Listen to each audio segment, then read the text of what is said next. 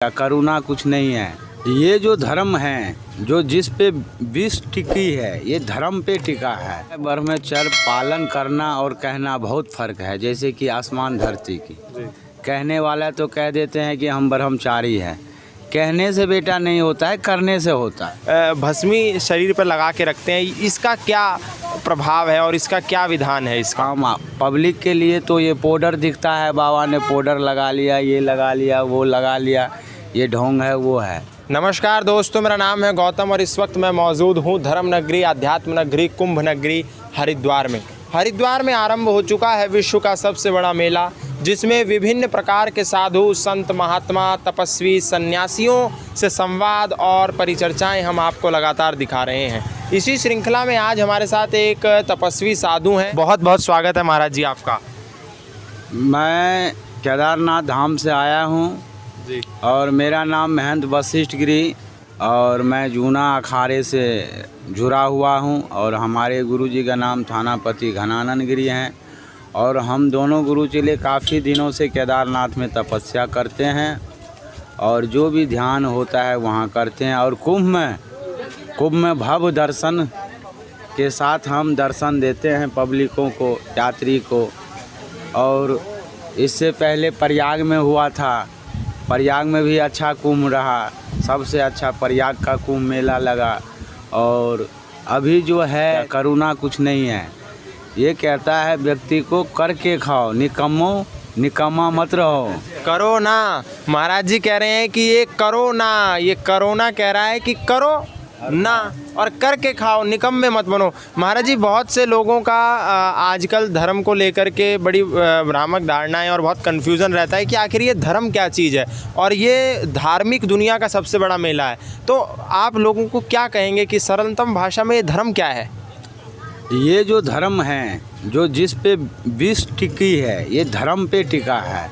जैसे कि मान लो ये पृथ्वी एक कील पे टिका है, उसी सहारे ये जो हम जितने मानव हैं, जितने मानव तन में आए हैं, साधु है, संत है, फकीर है और जितने भक्त हैं, जने हैं, ये सबसे कहूँगा ये मानव तन बहुत महत्वपूर्ण है।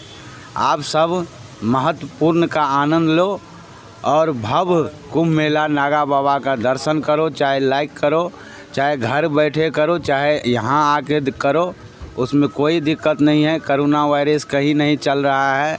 कोई बीमार होता है उसका नाम करुणा लगा देता है, क्योंकि करुणा कहीं चल नहीं रहा है, महामारी कहीं चल नहीं रही। ये फालतू उगवा उड़ा रहे हैं। पब्लिक गरीब जनता है, वो कहाँ जाएंगे, कहाँ रोटी खाएंगे, उनके बाल बच्चे कहाँ रहेंगे, कहाँ खाएंगे। करुणा के वायरस में मारे जा रहे हैं। ठीक है, मानता हूँ करुणा है तो उसका नियम है, लागू है, कानून है, उस तरीके से करुणा करवाओ। करोना है लेकिन उसका भी एक नियम है, उसके भी कुछ प्रावधान है, उसको लागू करके कार्य को किया जा सकता है। महाराज जी, नागा साधुओं को लेकर के आम जनमानस और जो श्रद्धालु हैं उनकी बहुत आस्था रहती है और उनके मन में एक शंका भी रहती है कि नागा साधु कैसे बना जाता है। जो श्रद्धालु हैं लगातार उनके सवाल भी आ रहे हैं कि नागा साधु बनने की प्रक्रिया क्या है? देखो, नागा साधु बनने की प्रक्रिया ये है कि जूना अखाड़े में आना पड़ता है, फिर जो है गुरु धारण करना पड़ता है। जैसे 5 तत्व है, उसी 5 तत्व के अनुकूल 5 गुरु मानते हैं सर्वोपरि। फिर 6ठा 7वां गुरु जो दिगंबर कराते हैं, एक गुरु अवधेशानंद गिरी महाराज हो जाएंगे जो आचार्य जी हैं, महामंडलेश्वर जी, और दूसरा दिगंबर गुरु। इस करके 7 गुरु होते हैं। 7 गुरु होने के बाद जो है नागा सन्यासी पूर्ण हो जाता है और उसको जैसे शिव का समान दर्शन करने से पुण्य मिलता है। जो नागा का एक बार दर्शन कर ले तो उनका समझ लो 7 जन्म का पाप मुक्त हो जाता है। ये 6 भुजाधारी दत्तात्रेय महाराज की वो है। वेदों में कहा गया है कि जहाँ दत्त है वहीं सत्य है, जहाँ दत्त नहीं वहाँ सत्य नहीं। और दत्त परे परमार्थी, शीतल जिसकी अंग, तपस बुझावे औरन की, दे सत्य का संग। इसका मतलब जहाँ दत्त है वहीं सत्य है, जहाँ दत्त नहीं वहाँ सत्य नहीं। दिगंबर लोग बिना वस्त्र के रह करके अपनी साधना करते हैं और उसके बाद भी ब्रह्मचर्य का पालन करते हैं। तो आम जो जनमानस है, कैसे ब्रह्मचर्य को आप लोग पालन कर पाते हैं और कैसे और लोगों को पालन करने के क्या कुछ सुझाव आप देना चाहेंगे कि ये कुछ टिप्स ले लें तो ब्रह्मचर्य का पालन किया जा सकता है? ऐसा है, ब्रह्मचर्य पालन करना और कहना बहुत फ़र्क है। जैसे कि आसमान धरती की।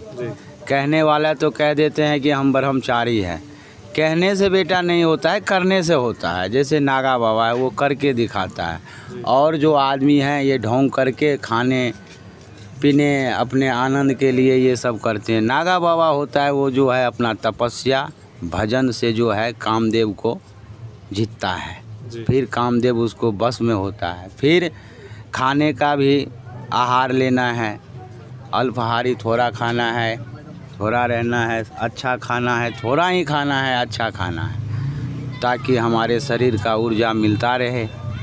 और जो है शरीर का ऊर्जा जब मिलता है, जब साधना में होता है तो ऊर्जा मिलता है ऑटोमेटिक परमात्मा वाली।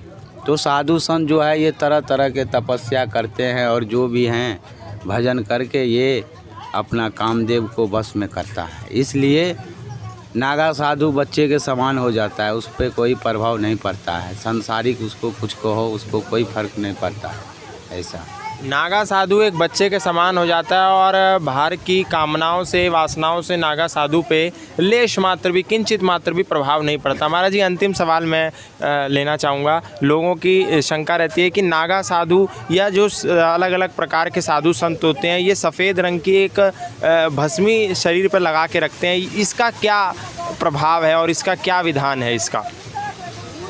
ये जो भस्मी का है ये उसका बहुत पुराना इतिहास है। किसी समय में सती विध्वंस हुआ यही है कंखल में राजा दक्ष के मंदिर। तो जब से जो है भोलेनाथ ने भस्मी धारण किया, जब से युगों युगों से नागा साधु जो है ये एक तरह से वस्त्र होता है नागा साधु के लिए। और आम पब्लिक के लिए तो ये पाउडर दिखता है, बाबा ने पाउडर लगा लिया, ये लगा लिया, वो लगा लिया, ये ढोंग है, वो है।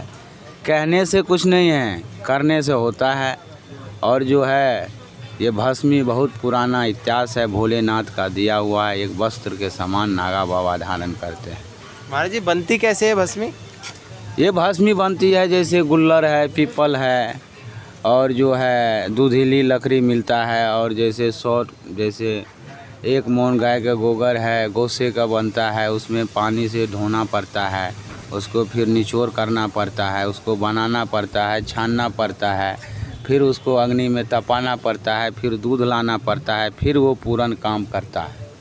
तो ऐसा है, कुंभ में आओ, सब पब्लिक आओ, करुणा कुछ नहीं है, वैसे ही कह रहे हैं। आओ, नागा बाबा 12 साल में दर्शन देते हैं, कहाँ कहाँ से आए कोई करुणा करके जो है बाबा लोग यहाँ पधार चुके हैं।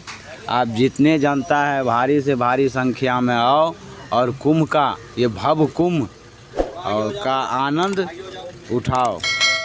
तो ये थे महंत वशिष्ठ गिरी जी जो केदारनाथ की गुफा में तपस्या करते हैं। सिर्फ कुंभ के समय पे पहाड़ों से नीचे मैदान की ओर प्रवास करने के लिए आते हैं। इन्होंने कह दिया है कि आम जनमानस के लिए जो भस्मी की चादर इनके शरीर पर लिपटी हुई है ये आम जनमानस के लिए तो एक पाउडर की तरह ही है, लेकिन हम लोग जानते हैं कि इस भस्मी का आखिर महत्व क्या है।